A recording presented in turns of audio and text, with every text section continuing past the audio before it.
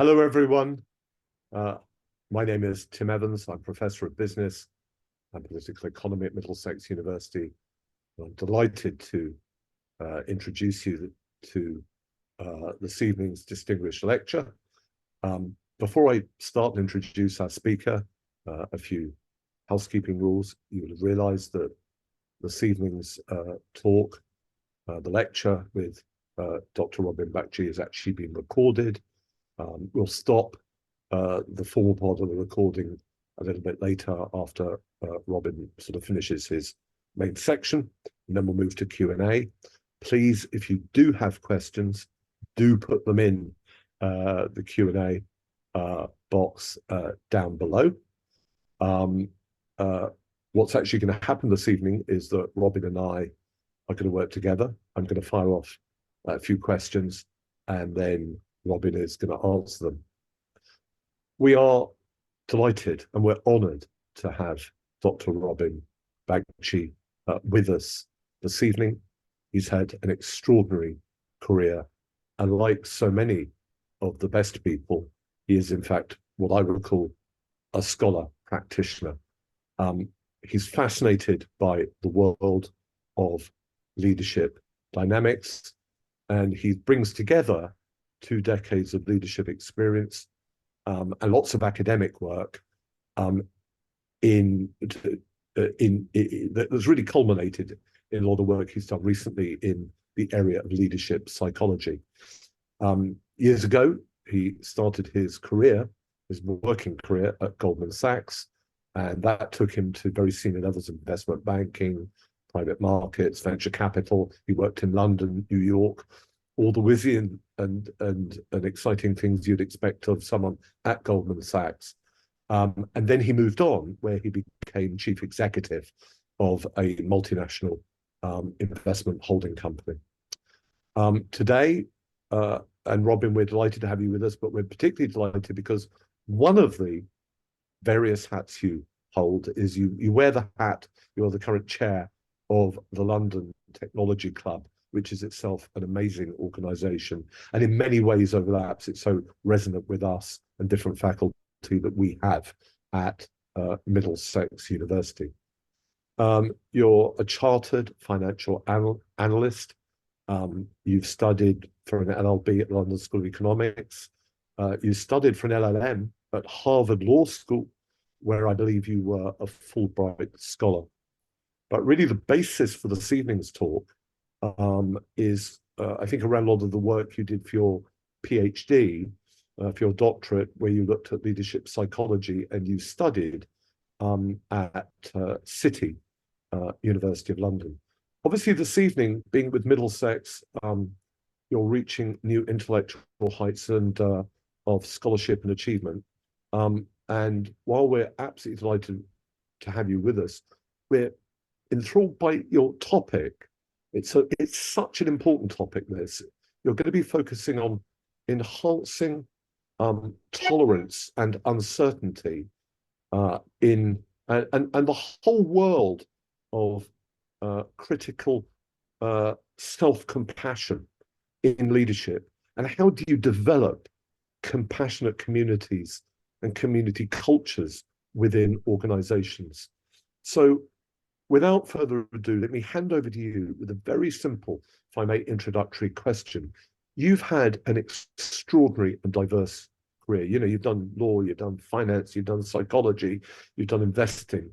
Can you tie that together for us as a career? Is there any further color you may want to add by way of introduction to your background and to your motivations?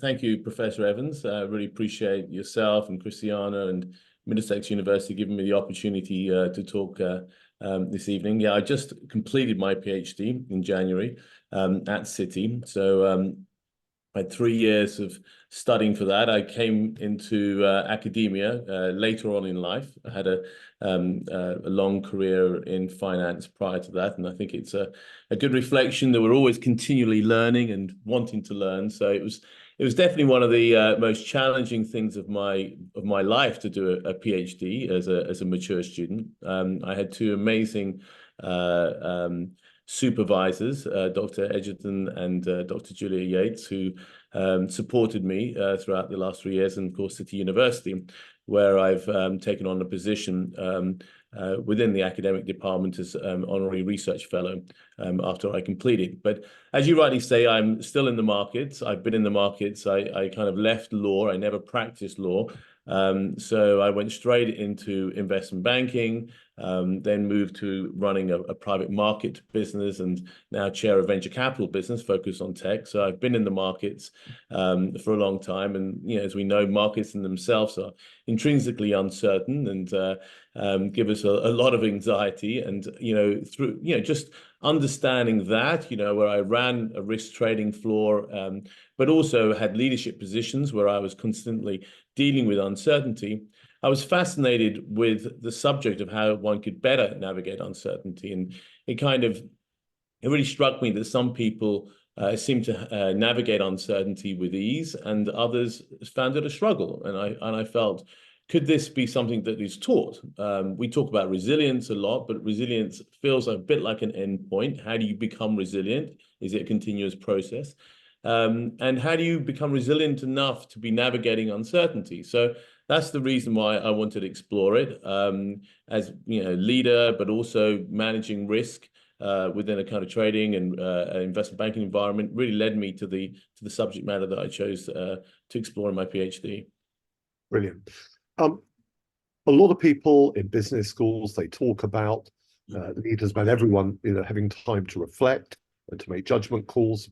We talk a lot about reflective practice. Philosophers will use the dreaded phrase, they'll talk about the epistemological problems in life, you know, the problem of knowledge. You know, how do you really know what you think you know? And how do you, what you think you know is really right and correct upon which to make your judgments? You're coming at this from a really interesting angle, because you're coming from the mantle of uncertainty. Now, uncertainty does seem to be a bit of a buzzword at the moment. And it's a bit, you know, it's quite, I mean, you know, your PhD is slightly at the cutting edge, partly because the buzzword is so fashionable.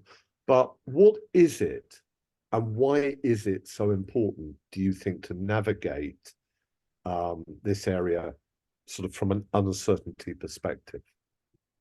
Yeah, it's become, as you rightly point out, the kind of the word of kind of business discourse. I mean, the New York Times claimed it was the word of the year, and it seems to be kind of escalating the whole time in terms of all these Harvard Business School reviews and McKinsey. We talk about how to navigate uncertainty. So I think that let's understand what uncertainty is. I mean, I think within different fields, it has a different meaning. A lot of people resonate with a gentleman called Frank Knight, who suggests the difference between risk and uncertainty is around probabilistic assessment. So with risk, for example, if you're taking a plane ride, you can probably you have enough data to have a probability assessment of that particular plane ride. With true uncertainty, you don't have enough data. So let's assume that that is most people's definition of uncertainty. And Mr. Knight actually said, you know, pure entrepreneurialism or profit making is in the environment of uncertainty. It's not about assessing risks. It's the ability to basically make money when there are no parameters. And modern day kind of leadership has focused really on this. A very famous, esteemed professor at Harvard effectively said the difference between leadership and management is about really coping with complexity, whereas leadership is about dealing with the uncertainty of change. And I think that modern day leadership is really about navigating uncertainty and dealing with that change element. But I think that for me, what is interesting is we talk about uncertainty, but the tolerance of uncertainty is a psychological construct. And most of the interventions that the business schools have been espousing have not had a lot of resonance with business leaders. You know, behavioral changes or strategic changes that simply haven't really stuck with these leaders. One report suggested only 11% of these interventions actually were embraced by these leaders. And I thought that the reason for this is that they're coming at it the wrong way. This is a psychological construct. It came actually from generalized anxiety disorder, intolerance of uncertainty. And so in order to combat that, you need a psychological tool. And we talk about resilience a lot, and maybe you need resilience effectively to tackle tolerance of uncertainty. But how do you get that resilience? Well, I thought it was self-compassion. You know, if you look at the literature, self-compassion is a psychological construct, clearly. I mean, it's had great impact in functioning outside the leadership domain. And I wanted to look at it within the leadership domain. So effectively, I started my study with the help of obviously my two supervisors. And given my integration in the leadership community, I managed to recruit almost 100 leaders for my study. Around 56% of those were CEOs. The rest of them were all C-suite executives, and pretty much half split between male and female. And we did a mixed methods study, and where we gave them an online questionnaire of over 100 questions, and we also gave them one-on-one interviews. And we gathered this data, and I think that we've got a really good sense of leadership navigation of uncertainty and where self-compassion and how resilience can impact it. And it's not only important for effective leadership and effective organizational structure, but we all know that burnout is becoming a real factor within executive communities. And it's actually higher within executive communities than it is in non-executive communities. You know, it's supposedly burnout is around 60% within male and female leaders at the moment. And the last statistics from Challenger & Gray, which is a leading executive recruit firm, suggested that turnover of CEOs is the highest it's ever been, with more and more leaders leaving at an earlier age. So we know that burnout and well-being is one element to it, and we know effective decision-making and resilience is the other element to it. And that's why uncertainty navigation is so important. And my study, I think, revealed some things that surprised me and my colleagues quite a lot, and obviously we'll discuss that. Yeah, brilliant. Why is so? Can you unpackage for us some of maybe the different types of uncertainty that leaders experience, and tell us a little bit more about what they are? Because for you, uncertainty is not an amorphous mass. There are different facets of it. And then the adjunct question to that is, why, you use this wonderful phrase about self-compassion. So why is self-compassion, do you think, or did your research suggest, is the key to helping leaders navigate uncertainty? Yeah. So you know, very broadly speaking, leaders identified three core elements of uncertainty. The first was business, and you'll hear a word control throughout my whole discussion of this. It's a big factor with regard to leaders and people in general. People need to either feel the perception of a control or the non-perception of a control, but it's a big factor. But if you look at the first category was business uncertainty, and that's just day-to-day business decisions. And I think that people felt, generally speaking, quite comfortable in their day-to-day business decisions. They kind of felt, well, I've got a control, and even if that control is just over timelines or changing my mind, I have a control. So if I'm investing in a factory in China and it goes wrong, well, okay, I don't get them all right. And so people had a portfolio construction to their own decision-making. So they actually were accepting and tolerating of that uncertainty.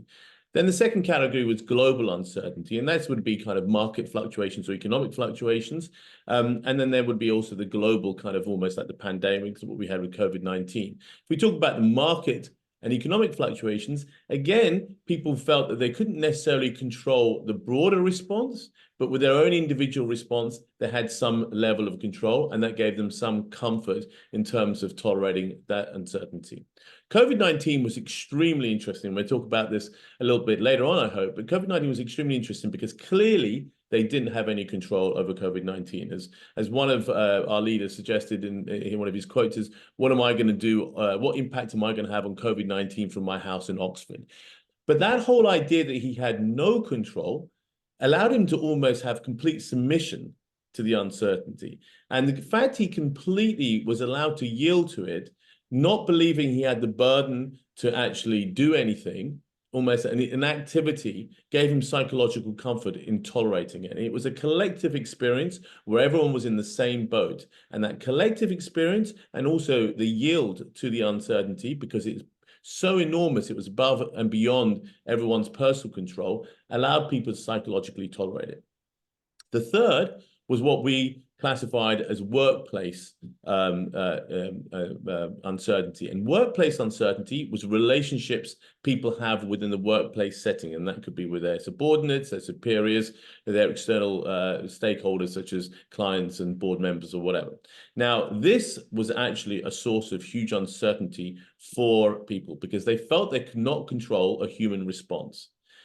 Beyond that, it was actually superior interaction that created the greatest source of uncertainty for these leaders. And that's because superior uncertainty, not only is it uncontrollable and unpredictable, but it also really comes down to the core of what these leaders were as human beings. It came to the core of their imposter syndromes, the fact that they had a fear of failure, that they weren't having the self-worth that they expected. And so therefore, it really hit them hard.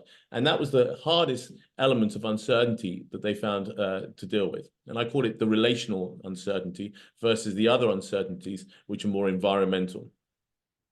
The second part of your question is, sorry, is self-compassion. No, go for it. No, go for it. You go for it. Yeah. So self-compassion, why does self-compassion allow you to deal with these uncertainties? Well, we've kind of broken down self-compassion into several components. And I think there's a lot of misunderstanding of what self-compassion is. To me, one could broadly suggest it's about what you would do to a good friend. So sometimes with a good friend, you're giving him or her some support, some comfort when they're facing difficulties, but sometimes you're really mobilizing them to get themselves out of a rut, to kind of get the best out of them. And that's what self-compassion is in its real essence. But, it also is about, making sure that there are several things you don't do. Now, what you shouldn't do, which are called the negative components of self-compassion, actually in our research was shown to have a greater correlation with intolerance of uncertainty. So it's a bit like, eating bad food, you can't offset it with great exercise. You have to actually be very cognizant of the negative elements of self-compassion. And they are relatively obvious, but they're obviously self-criticism. They are over-identifying with your failures and your shortcomings, and they are isolation. And so these were the three negatives. And as we all know, there's lots of phrases about leadership is a very isolating profession. People over-identify with their failures, really emotionally immersing themselves in their failures. And clearly, people are very self-critical. And so these are the three negative elements. And then what I classify as there are three nurturing elements of self-compassion, which somewhat offset these three negative elements. The first of these is that it's very important to do is fostering connection within the workplace, and that offsets isolation. We know that connection is very important. The Surgeon General of the United States says the biggest killer, more so than even cancer and cigarette smoking, is loneliness. And we know that connection is the way to actually offset that. But within a workplace environment, it's not actually connection outside of the workplace that has the impact. It's connection within the workplace. So, and again, self-compassion is about confronting your biggest struggle. So for actually leaders, it was having connection with their superiors, which had the greatest impact in offsetting their uncertainty. So it's about creating connection with your uncertainty, effectively. And that was what the first thing was to do.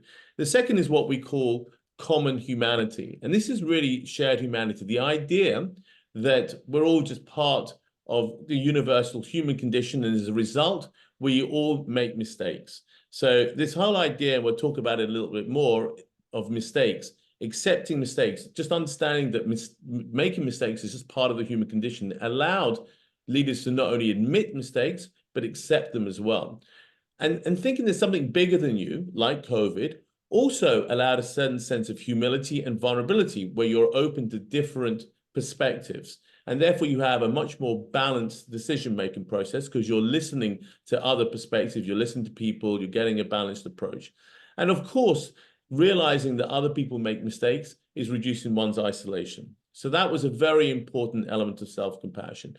And then the third nurturing element of self-compassion is what I call cognitive flexibility. And that is just simply an adaptive way of thinking. It allows you to move between states, whether they be temporal states, going into the past and not getting stuck in the past, engaging in the past, but not ruminating, but just learning from it, thinking about the future with positivity. So in the same way that an athlete would look at the future as in a visualization perspective, leaders should be doing that. So they're very, very fluid within the time perspective, also within emotional states. But the whole idea is that they are continually adapting, and it's a continuous recalibration as the situation unfolds. And that allows decision-making to be on a continuous basis rather than on a static basis. And I think this adaptive thinking and adaptive perspective makes you feel much more comfortable about the fact you are innovating and probably continually failing and trying. But that creates the resilience. And then there's the final element of self-compassion, which my work identified, and I call that the empowering component. That's the element I described right at the beginning, where I suggested that self-compassion is not only about a shoulder to cry on, it's also about mobilizing oneself to get the best out of oneself. And that means creating intensity. There's no complacency in self-compassion. It's not a free pass. It's about getting the best from yourself. And you take the greatest leaders in the world, from Elon Musk to Steve Jobs, they all talk about failure. But why do they, when they enter a project, even though they know they sometimes will fail, and they'll have to admit and accept that fail, why do they lose their intensity when they enter that project? Because they trust themselves with their capacity to be so self-compassionate, they're always going to get the best out of themselves, to mobilize themselves and propel themselves forward. And that is the element of almost a fierce tone you might have sometimes to a friend who you are trying to get going and get out of a rut. And so self-compassion isn't all about the soft, it's about the fierce as well. It's interesting because a lot of what you've just said taps into all kinds of traditions. Buddhism stresses, for example, the ability continually to reframe and to adjust to gain altitude above situations. And often, I think we can all be struck, can't we, in business schools, how lots of the things that we're exploring in this sort of area resonate with deeper and older traditions of what we might loosely call wisdom. Robin, one of the things that really strikes me about what you're also saying here is the number of people I know in leadership roles. I know lots of people in major political parties, in the House of Lords, captains of industry, you name it, who it's astonishing when you actually get to know them.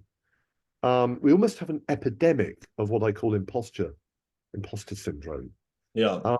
Do you have briefly any reflections on that? Because obviously it ties in to Imposter syndrome is a real element of self-worth, and self-worth really comes to the belief that you are not competent to do that role, and that really comes into this core about why relationships with superior are very difficult, because when we manage down, I talk about this leadership paradox in terms of behavior, that often when leaders manage down, they're very comfortable in creating these modern style, compassionate leadership styles. But when they manage up, they create this idea of a stoic, where they can't be particularly, vulnerable towards their leaders. And that's because they have a fear of failure. And so imposter syndrome comes with a fear of failure. How do you get that fear of failure cycle? It's self-compassion, I believe. So if I call it the resurrection of failure. The starting point, of course, is failing, and then you admit to that failure, you accept that failure, you reframe or learn from that failure, and then you put yourself in a position not to be fearful of it, and that gives you the ability to try again. And I suppose that cycle is in itself painful, but that is resilience. I mean, I was just watching a great interview with Jensen Huang, the CEO of NVIDIA. Probably one of the best performing, not the best performing stock over the last couple of years. And he was given an address at Stanford, and he talks about the fact that he only wants resilient people, because he says, it's not about really your intelligence, it's about your character. And character comes from resilience, and resilience comes from pain. So he wants people that have acknowledged and had pain and some suffering. And I've worked through it. The matter is, from pain and suffering, you can have some endurance, and you can have some ability to bounce back, and that's what perhaps people call resilience. But without the acceptance and adaptability, which is self-compassion, you're never going to thrive for those next challenges.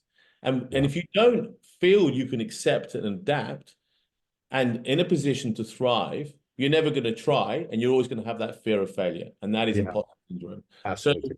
So, self-compassion is the foundation of resilience. Yes, you have pain, but you don't suddenly have success from pain. That resilience is a process, and that process is self-compassion. And it's a journey, and like anything, it's a continual journey. When people talk about pain, they often self-narrate. Everyone wants to understand why you are at this position in time.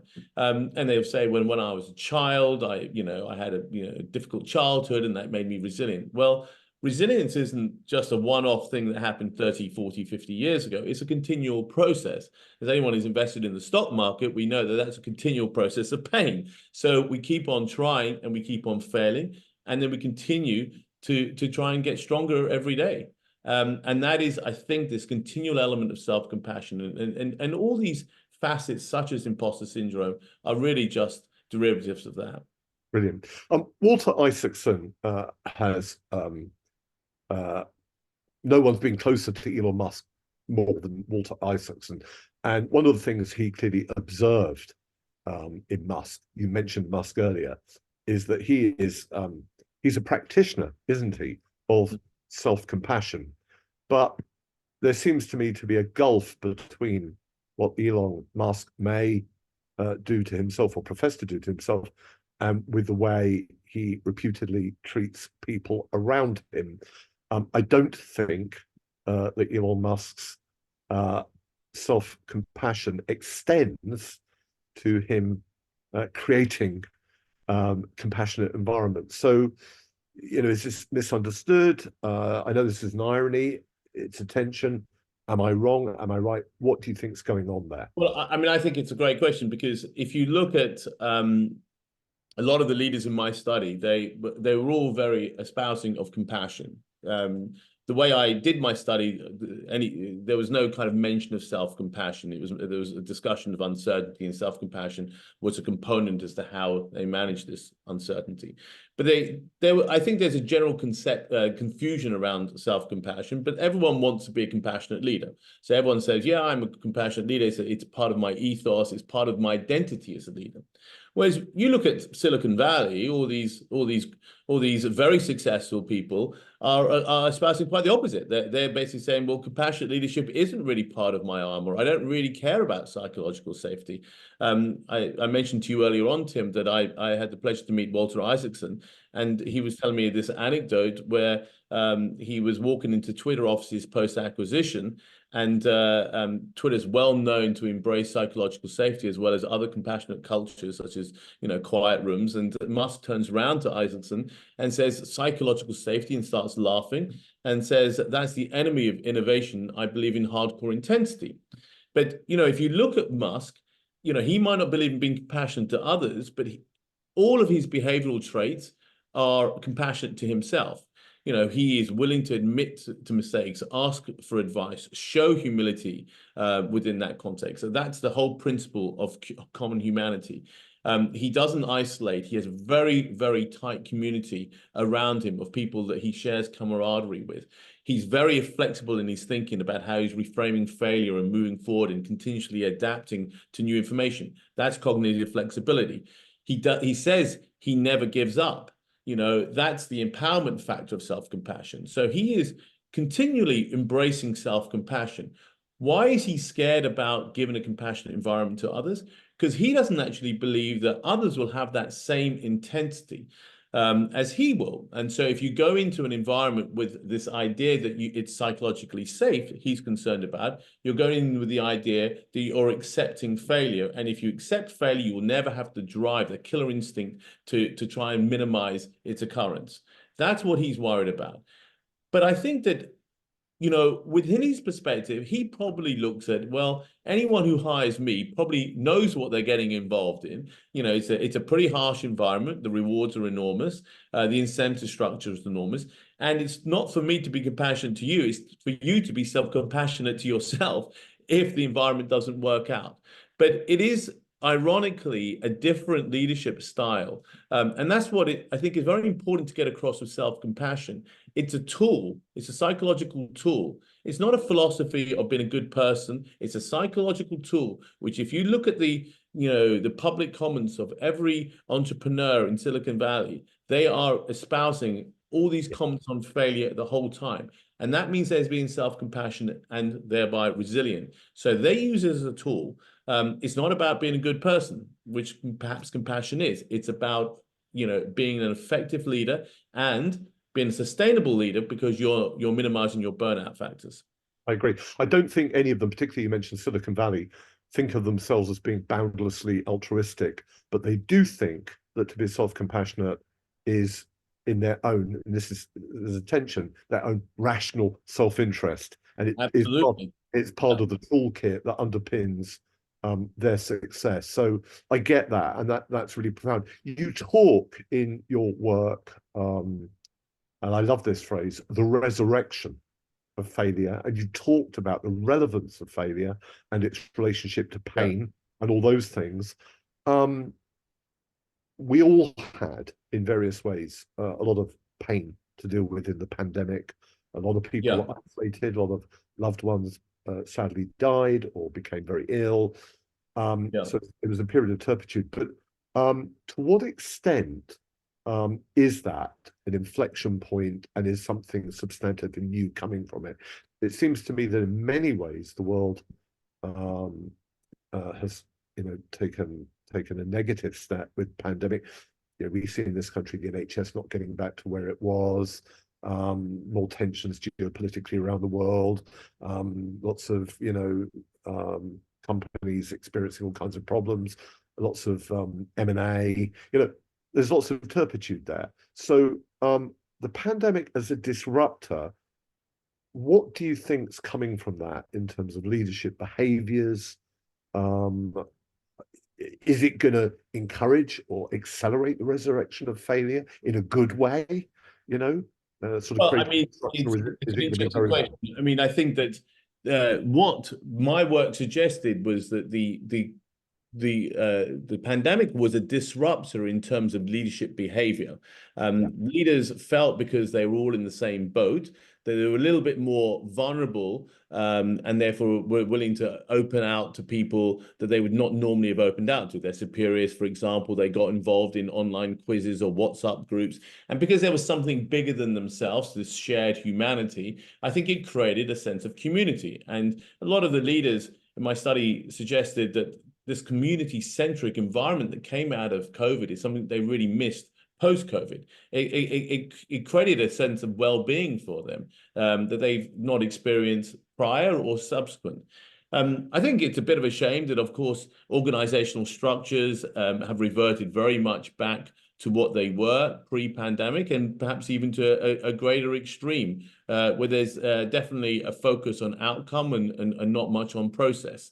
I think to some degree, business has always been that way. There's not a huge focus on process. I think that as long as the outcome is relevant and sufficient and profit making to a large extent, then people don't really look at how you got there. But I think that is something that needs to be changed in terms of leadership paradigms.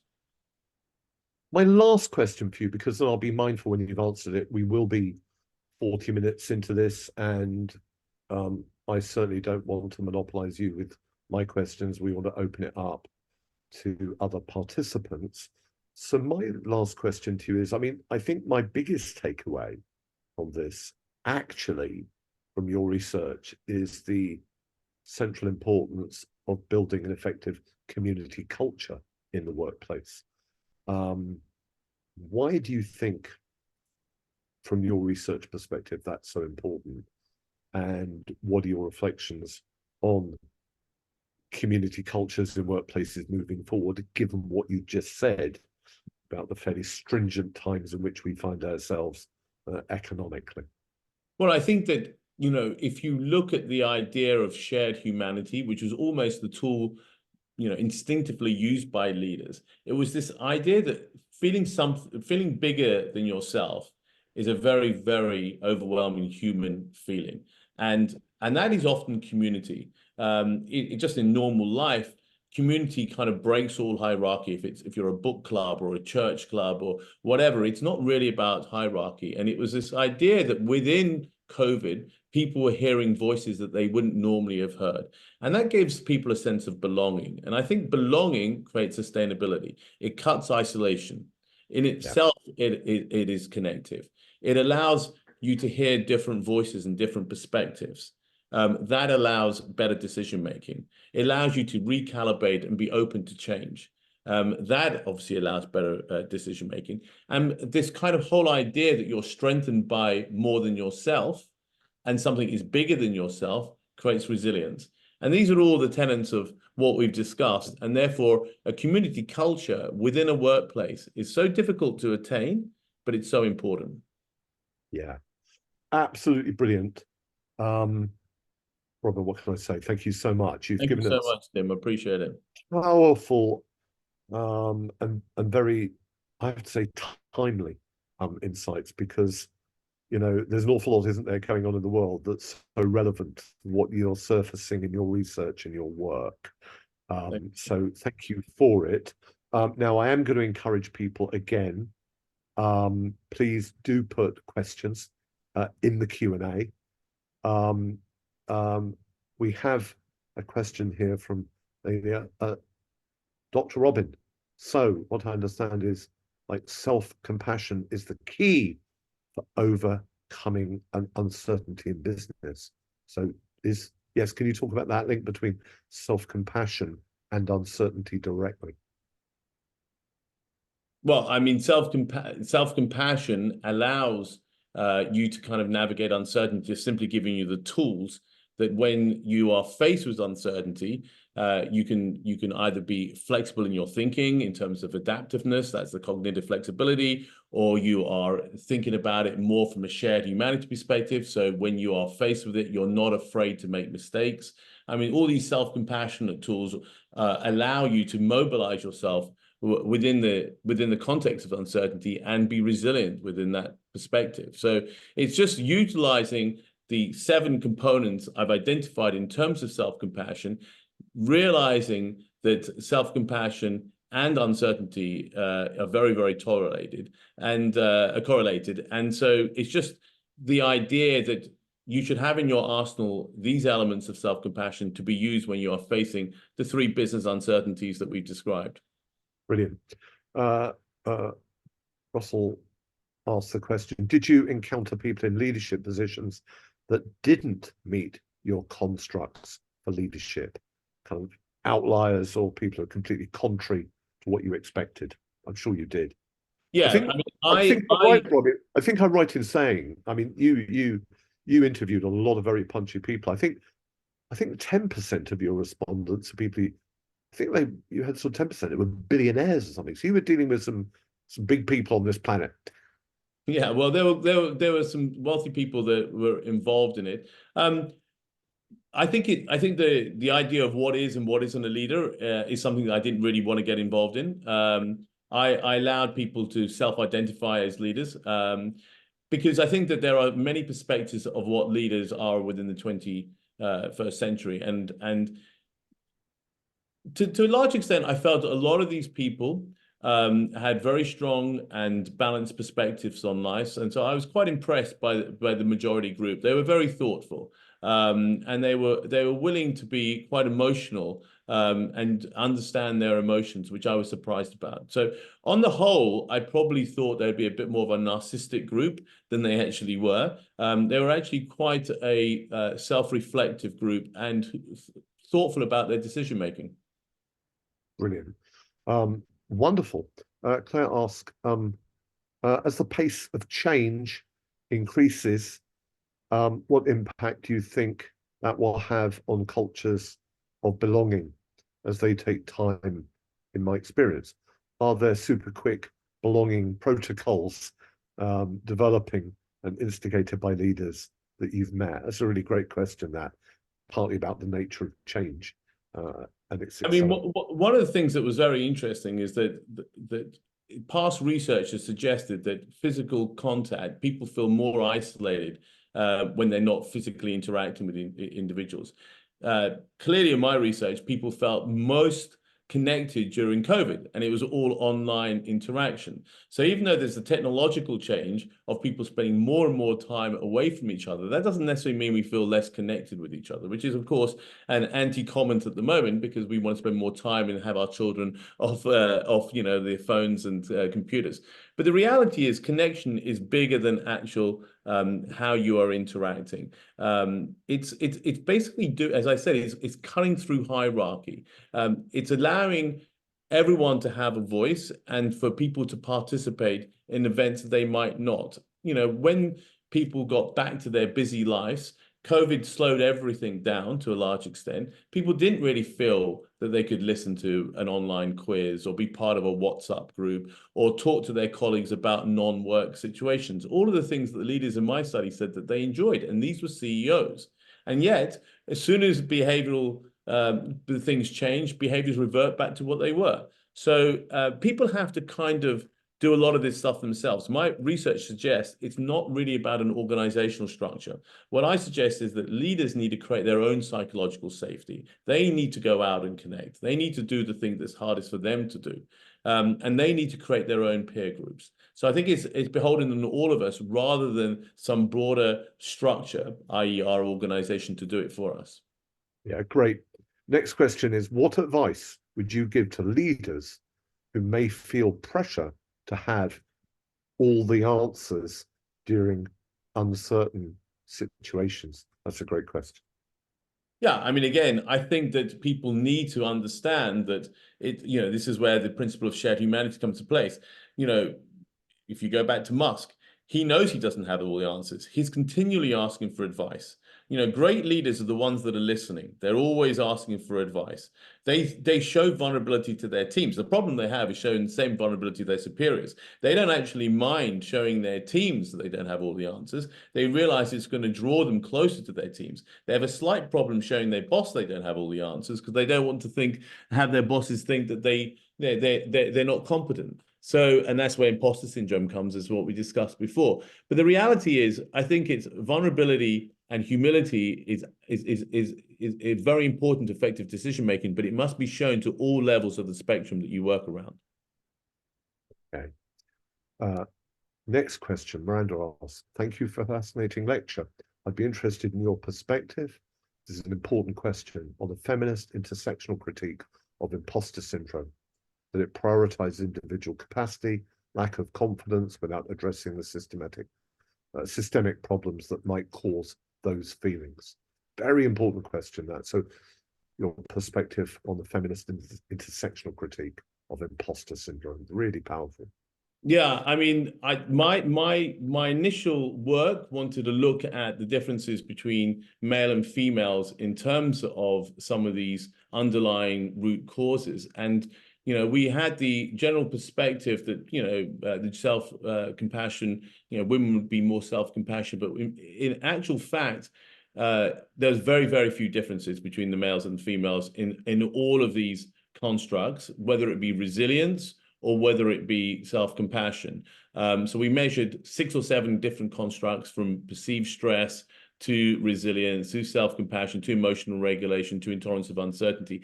And there was almost negligible difference between them. And in terms of the underlying elements, such as imposter syndrome, in terms of the spoken word, because these came out mainly from the interviews, there were very few differences as well. So my work doesn't show a huge difference. I understand that other research does, but I can't really talk to that. Dan asked the question whether self-compassion shares the same concept with the sense of relaxation. Yeah, I mean, this is often the perspective of self-compassion that it's about self-complacency or it's about indulgence. No, I would suggest it's absolutely not. I don't think anyone would suggest that, people like Elon Musk is particularly relaxing. The idea is simply that when you fail or when you make mistakes, you have the firepower to get up, accept it, move on, and try again. That's just one element of it with a failure. So when you're facing difficulties, it's the firepower to thrive in those difficulties. It's definitely not about being relaxed. It's the opposite about being relaxed. It's about confronting your struggles and not being scared by them and have the resilience to push through.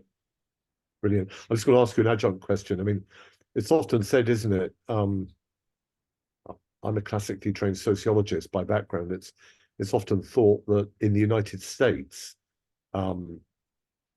if you do something in an enterprise or business and you fail, you get a sort of slap on the back and everyone says, well, next time you'll succeed. In Britain, if you fail, it's, oh, I'm terribly sorry, that's awful, oh dear, and as if you're never going to succeed ever again. But I do wonder if there isn't some convergence going on. Do you sense that the shifting sands of this culturally are not just in the UK or in the Anglosphere? You mentioned a lot of people in the US, but that actually this is shifting elsewhere in Europe and absolutely. I mean, you mentioned I'm chairman of a London Technology Club, and that is a community of like-minded individuals who are investors within tech. So we have high net worth, we have institutions, we have family offices, and we also run a fund which is involved in private market tech companies. Now, within that context, we're meeting a lot of startups in Europe, and not kind of like seed companies, but companies that are probably around Series A, Series B. And within this context, you can see the culture of these organizations about failure. A lot of the guys and the men and women who are running these businesses have failed before. And we want to see that. And a lot of our investors would only want to be involved in the company that has had failure, because the adversity that one has through failure pushes that person through to innovate and to be resilient enough to find success. And so you see that culture developing in Europe, in the UK and in Europe, very much more so now. And so it's not only the US, it's definitely within Europe, but it's this idea that to be a great leader, one has to be intrinsically self-compassionate, because, failure or making a mistake is all about self-compassion. Resilience is all about self-compassion. Well-being when you are overwhelmed is all about self-compassion. So I think they're the opposite of relaxation. It's the idea of desire of success, but doing desire of success without burning yourself. Brilliant. You have to retire early. Next question from Shaylee. Has the growth of AI, and particularly Gen AI, created an uncertainty for businesses and leaders? And if so, how are leaders dealing with it? I think you're the man for that, actually. Yeah, I mean, AI creates opportunity. Uncertainty can be, framed as obviously opportunity. But every time we have a technological change, and we've had a lot of them, uncertainty didn't just suddenly appear over the last 20 years, and nor did technological change. Leaders have always had to embrace change, and therefore, right at the beginning, I said, what is the difference between a leader and a manager? And a leader is navigating this change. And so I think AI brings a new set of problems, but we can see that it really makes organizations profitable very quickly. And I think people need to embrace the strategy. And leaders that have been left behind, who don't understand AI, I think will struggle. But what I do see is, because technology is so universal now. In the old days, you would be a leader and you could say, well, I don't really embrace technology, of a major corporation. Even 15, 20 years ago, I used to see people say that, and that would never happen now.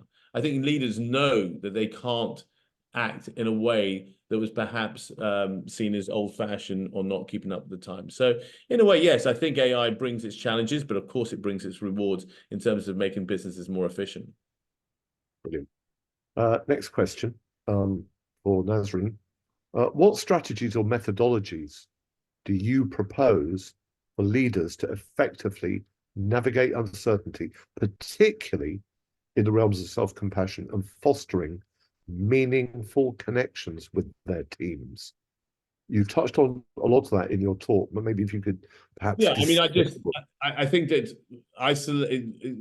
uncertainty creates isolation. Uncertainty amplifies all the negative feelings of imposter syndrome, helplessness, self-worth, fear of failure. So how you navigate that is by utilizing these self-compassion tools, creating connection, being very, very adaptive in your thinking, i.e. cognitive, flexible, realizing you're part of a broader shared humanity, and making sure that you don't spend your time self-criticizing.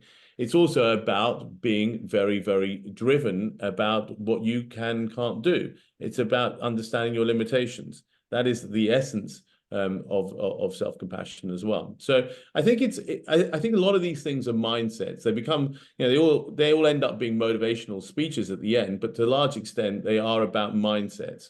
It's the ability to fear that you are to believe that you are always innovating, you're always trying, and therefore you're always failing. But at the same time, you're always moving forward.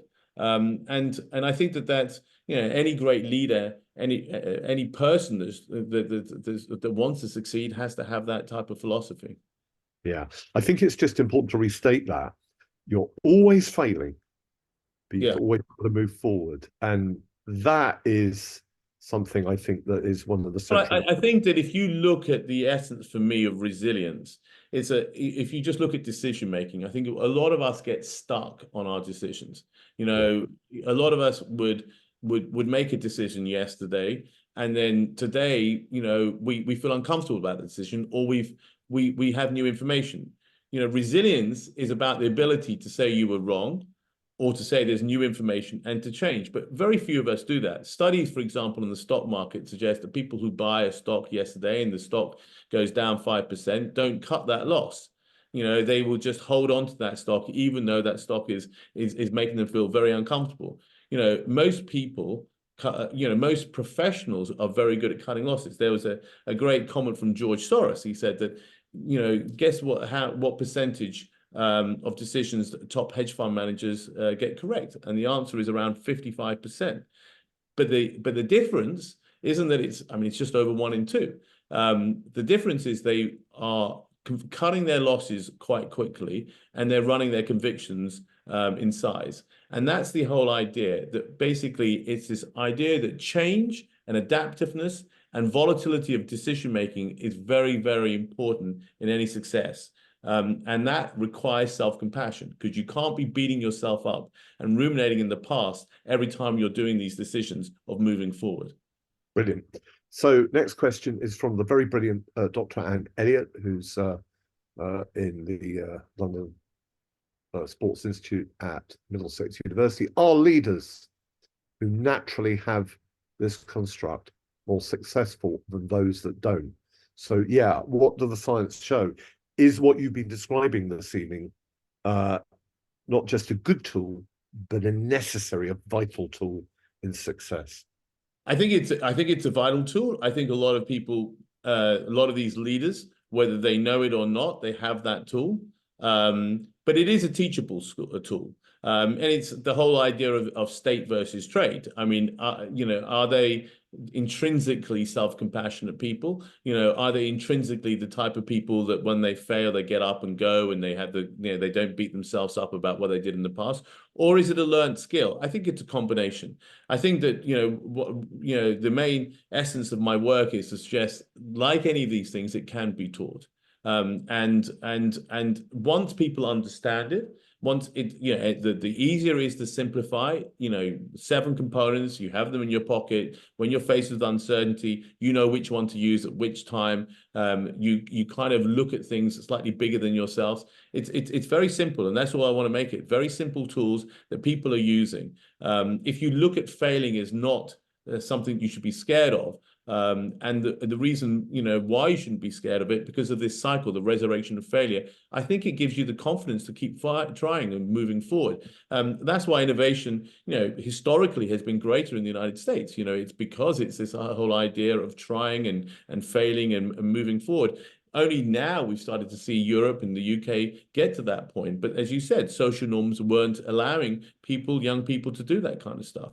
You know, Yeah, it was always the case where you could drop out of school in the United States and be seen as a hero.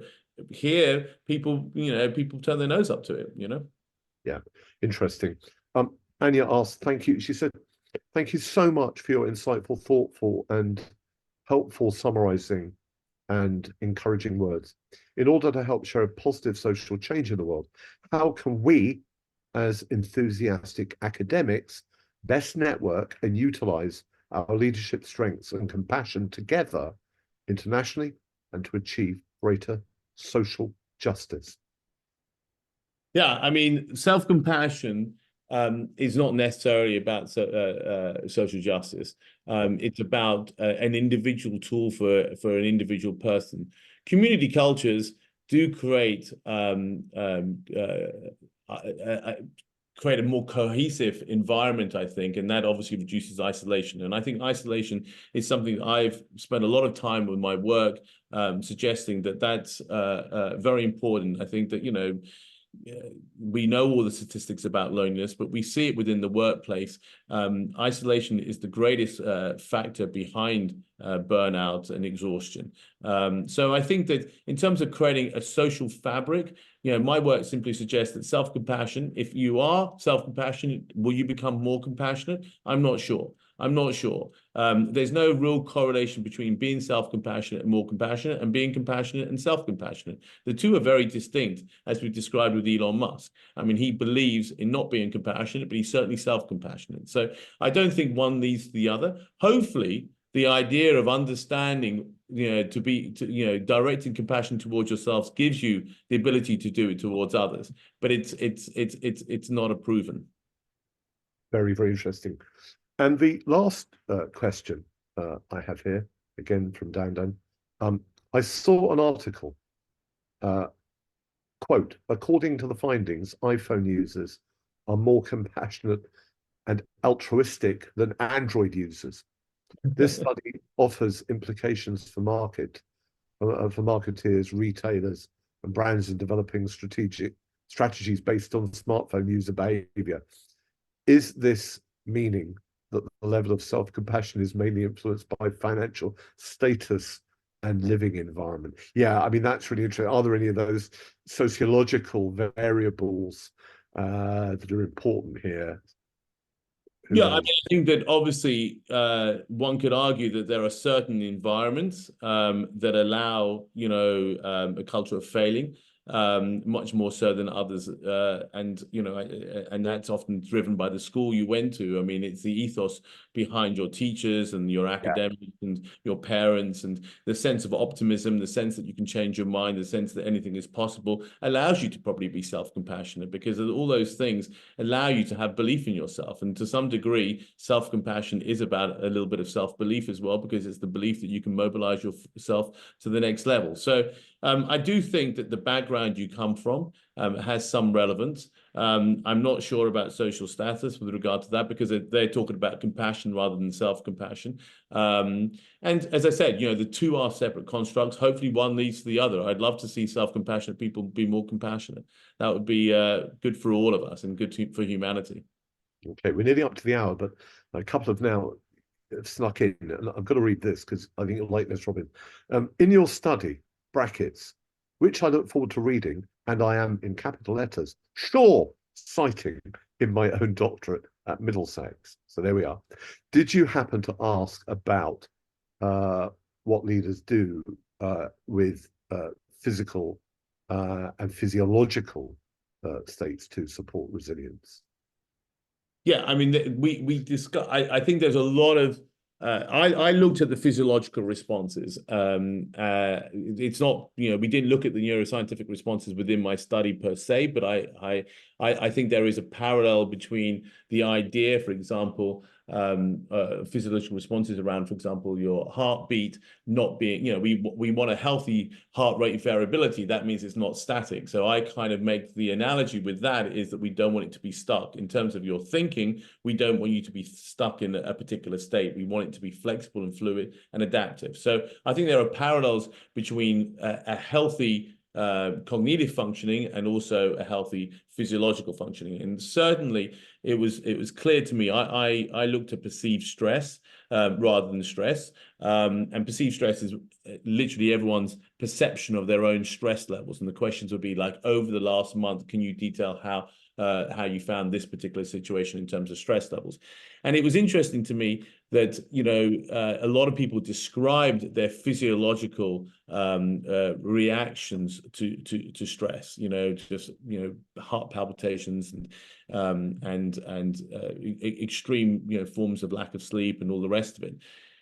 But self-care in the film of physical activity was a very, very utilized method for a lot of these leaders. And I think a lot of people believe that self-compassion is self-care. You know, there are, you know, elements of self-care people might say, which is, you know, nurturing, like having a hot bath, or self-care, you know, going for a run, or even being with family. And even though I really agree with all these elements, these are external elements. Self-compassion is an internal element. So we can rely on external elements to help us be better towards ourselves internally, but these are only elements to help us. They aren't what I would classify as self-compassion. So yes, absolutely, go for a run, exercise. You know, humor is a very important self-compassion trait. You know, creating humor, it's a huge element of resilience as well. So all these elements are very important, but they're not necessarily the tools. They are perhaps the characteristics or the symptoms or just the byproducts.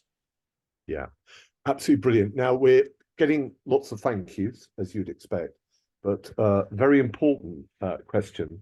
People are asking if you're going to be having your work published. Okay, that's a very nice question. We are looking to write something on. You know, I'd love to write a book on it. We're looking at in what format that could be. I mean, there's lots of little components from our work. There's obviously navigation of uncertainty. There's the foundation of resilience being self-compassion. There's the resurrection of failure. So I'm not sure what we're going to totally focus on. We are publishing elements of the work though at the moment, both from a methodological perspective and also from a findings perspective. Yeah, brilliant. Well, what we're going to do is we're going to draw the formal recorded proceedings of this to a close. But Robin, what can I say? You've been brilliant. Thank you so much. Universally, you know, you can see the comments for yourself in the chat. Everyone is delighted and they think your contribution has been brilliant. So I want you to now imagine the mass ranks of the Middlesex University students and staff all clapping and for the roar of the clap to be deafening. So thank you, the thunder of the clap to be deafening. So thank you so much indeed. And for a minute, I'm going to hand back. Thank you very much, Tim, and thank you very much again, Middlesex. Our pleasure.